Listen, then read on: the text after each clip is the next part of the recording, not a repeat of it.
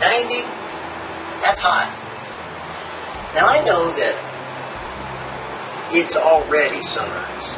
And I know that pretty much most of you went out and saw fireworks last night or today are getting ready for the parade. And that in Utah there's kind of a celebration going on that maybe isn't going on in the rest of the world.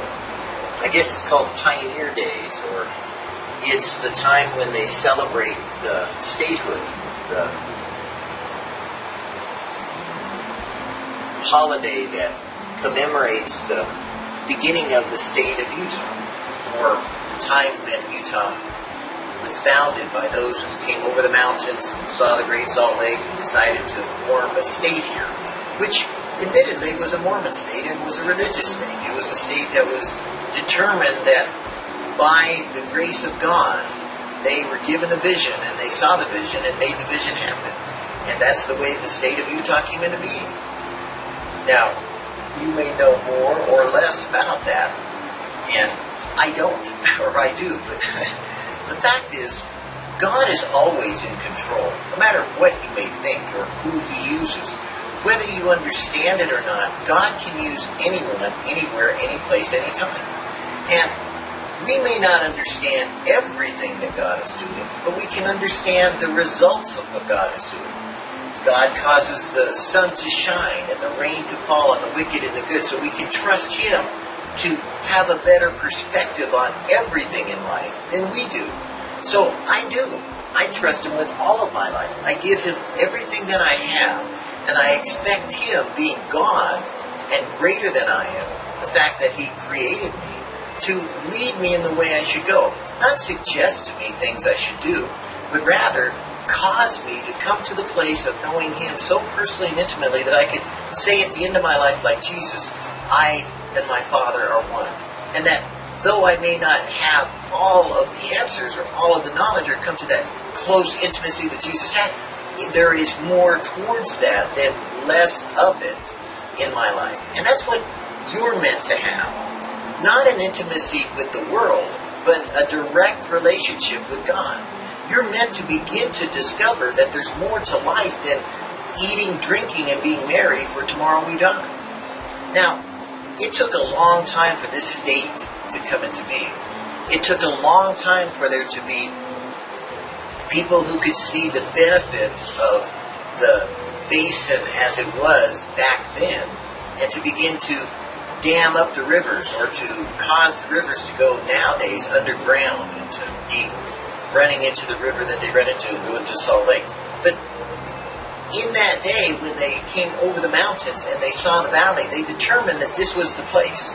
This is where they chose to make their stand. They would struggle. They would survive. They would build a community. They would grow as a city, as a settlement, and then become a city, and then become a state. And sometimes that's what you need to realize, is God is growing you. God is developing you. It's not about arrival time or someplace you think you're going to be there when you get there. God doesn't deal with you that way. You're never going to arrive until you are dead. So until you actually make it to heaven, you haven't arrived. You're not perfect. You're not someone who's going to be the perfect example of a believer. You're never going to be the perfect pastor. You're never going to be the person to follow. It will always be Jesus. We'll always be looking forward to and wanting to be like Him, not like each other.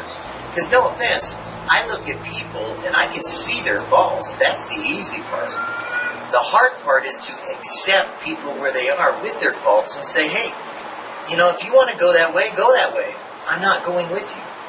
Or if you want to follow with me, then let's walk side by side together and see what the Lord may do. Or, God bless you, I love what you're doing, but that's not what I do. So why don't you go do what you do, and I'll do what I do. And working cooperatively together, we can accept that if we trust in the Lord. And that's the point that we want to bring out today, is that you have to trust in the Lord with all your heart, meaning not your own understanding, but in all your ways, acknowledge Him, and He'll direct your path, because you're going to run into things that are going to cause you frustration, temporarily. Jesus said, I will give you peace, my peace. I will give you joy, my joy. I will give you love, my love. But that doesn't mean that you're always going to feel that or experience that. At times you will go through tribulation. But he said, be of good cheer. I've overcome the world. So our destination is the realization that if Jesus was raised from the dead, which we know, and that if he conquered the world through his resurrection, then we too likewise will go through life until that time we are raised from the dead. That we actually succeed by our death and our resurrection, because we lived in faith and hope, in the confidence of knowing him and our relationship with his Father, which is in heaven. So, today as you consider celebrating the pioneers that started this state, as you consider how much work it took to build a state, how much effort it took of people coming together, working together, living together, and existing together, remember this: you may not be perfect, and you may not have it all down, but you do know someone who is, and you know someone whom you can follow, and someone you can trust. You are meant to always turn to God whenever you run into situations. I know it's common of man to, when you first run into a problem, to turn to your own solutions. I know it's common in what you think when you see something to automatically do something. But one of the interesting things about first responders is that we're no longer told to immediately jump in and dive in and do something. We're told to look and assess the situation. What that means is this: though you may see a person in a building screaming for help, and the building is on fire, if the building is already gone, and you see that person screaming, you're not meant to run into the fire and you and that person die. You assess the situation. You're trained to observe the circumstances with which you're able to best help. If you can't help that one person that's dying in burning building because the building is already gone, but you can help 6 other people who are getting ready to run into that building, that already the building is gone, and sure enough, the building collapses, then you know you should be helping those 6 other people, even though you may lose the one. You see, you have to pray. Whenever you do anything, you have to talk to God and have God talk to you. Otherwise, you're not walking with God. You're pretending or you're contending for the faith. Either way. If you're pretending, then you don't have a relationship. You're just pretending that you're, acknowledging God and God's using you anyways. If you're contending for the faith, that means you're trying. You're seeking to know God better. You're working it out. You're seeing the failures and the successes of your relationship with Jesus. So you're either pretending or contending for the faith. So if you have faith, then you're able to develop a personal relationship so that you can have a conversation with God and he can direct you, which is why we trust in the Lord with all our heart, because then we do have a relationship that he's directing us out of those confrontations, those little conflicts, those areas where people will get themselves into and don't know how to get themselves out of. Patient in tribulation. It is the Lord. Let him do what seemeth him good. Whom though I were righteous, yet would I not answer, but I would make supplication to my judge. The Lord gave, and the Lord hath taken away. Blessed be the name of the Lord. What? Shall we receive good at the hand of God? And shall we not receive evil? That's a beautiful one. I got to say that one again. Are you kidding me? You mean we obviously would receive good from God, and that's good, but are you telling me that we should not receive evil also from God? That's a Jewish thought, because Christians don't talk about that. Can God give evil? Can God allow evil in your life? Can God allow what people like to say, bad things happen to good people? It's a stupid thought, because it's not a bad thing, first of all. It's a thing that came from God, so God's using it for his own design and his own purpose. Now, calling people good is also just as dumb, because Jesus said there are no good. There's only one that's good, and that's your Father which is in heaven. So bad things happening to good people is a stupid line. It's just something made up to try to make you feel better by somebody trying to tell you some phony story about why things are happening when they won't admit that they don't know, but God does. Because everything that happens in life should be directed back to God to ask him. If God is God, then of course you can ask Him. If God is God, of course you can have a relationship with Him. If God is real, then of course you should demand, or you should require, or you should ask, or you should seek, or you should in some way knock and develop some kind of ongoing questioning of God to see if He's real. Because if you haven't made that determination, then you're never going to get the answer you want.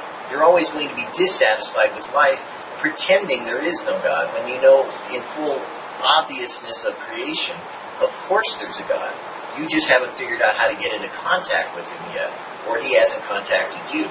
So until you actually have conversation, communication on a two-way street, you're always going to be playing the game of bad things happening to good people, which is a stupid line. But here we have the scripture that is very clear. I believe it's in Job 9:15. And it says, what? Shall we receive good at the hand of God, and shall we not receive evil? Jesus wept, a man of sorrows, acquainted with grief. Surely He hath borne our griefs, and carried our sorrows. Whom the Lord loveth, He chastens, and scourges every son whom He receives. Now, no chastening for the present seems to be joyous, but grievous. Nevertheless, afterwards it yields the peaceable fruit of righteousness unto them which are exercised thereby. In other words, if God does it to you, God will get you through it, and God will allow you to see what the benefit of it is afterwards, but not during. Strengthened with all might according to His glorious power, unto all patience and long-suffering with joyfulness. In the world you shall have tribulation, but be of good cheer. I have overcome the world. Just like we said at the beginning of this devotional, nobody came over the Wasatch Mountains or the Utahn. I'm not even sure the names of all the mountains that there are over that way towards the west or the east. Rockies? I don't know. Anyways, I'm a California kid. I've been all over the world, but I don't know Utah. Anyways, from where I'm sitting, I'm looking over at the Wasatch, and the mountains are there, and the sun is shining down on me. So I think of looking over there and seeing them coming over the mountains, and I think a long, long time ago, or not so long ago, when they did come over the mountains, they didn't sit down and say, hey, wow, we're going to have, this huge megalopolis or metropolis, so we're going to build here and there and there and there because there'll be a freeway there, and there'll be a highway there, and there'll be this there and that there and the other thing. No, they lived their days out, working the land, developing their plan, working cooperatively, and sometimes in opposition of each other in order to accomplish a goal of living day by day. And it didn't happen overnight. Sometimes in our generation that we live in now with the millennials, we see people that expect things to happen overnight. That somehow it can be done with the snap of a finger, or just simply allocating money, or not having to work hard or develop things for years. And that's the fact of what God is saying in this world that you live in. You will have tribulation all of your life at different times in your life. There'll be times in your life where things are going smooth. There'll be times in your life where things are going rough. But the difference between a Christian living his life and a person who's not a Christian is God is at work in the one, and God is working on the person in the other. In other words, God is either working with you to encourage you to develop the graces that He has for you so that you'd be prepared for heaven, or you're learning something about life that, when you have God on your case, when God's really trying to get a hold of you and trying to tell you something and you're ignoring it, nothing makes much sense. Everything you seem to do turns to dust. As a matter of fact, it's kind of like beating your head against a wall. If somebody's praying for you, like your mother, your father, your grandfather, your grandmother, whoever, and they want you to get to know Jesus, I got a real shocking story for you. If they keep praying, you'll get saved. I'm serious. Jesus said, hey, look, this is a true story and something worth hearing. But the woman who came before the judge bugged the judge so much that unrighteous judge gave her request because he just tired of hearing her petition. And that's something for people to remember when they're praying or when they're asking God something. You keep asking, you'll probably get it. You may not want it once you get it, but God will probably give it to you because you ask so much. When I wanted to know why things were happening in my life, I went after God persistently and consistently based upon that scripture, and He showed me. Now, I don't really want to know why things are happening in my life anymore. There is a cost to everything, and the cost was tribulation. Once I had endured the things that I needed to go through, I saw the benefit. I saw the realization of why God allowed things in my life, even my Crohn's disease or my other circumstances of life that prepared me for the ministry, that got me ready for this time in my life, for such a time as this. And that's the point that you're living today.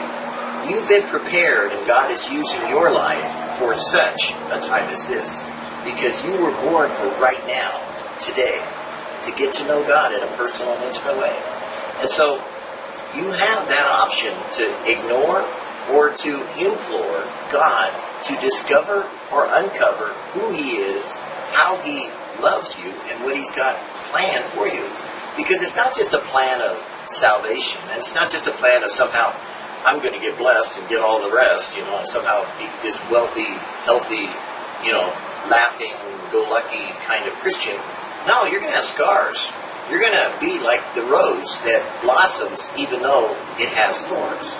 So there's going to be things in your life that are good, but there'll also be things in your life that aren't so good, that God is changing and rearranging to make good. Because He's the only one that can take things that are crooked and make them straight, and take the things that seem straight and make them crooked. For there is no other one in heaven or on earth that would love you so much that He would give His only begotten Son, except your Father who is in heaven, even God.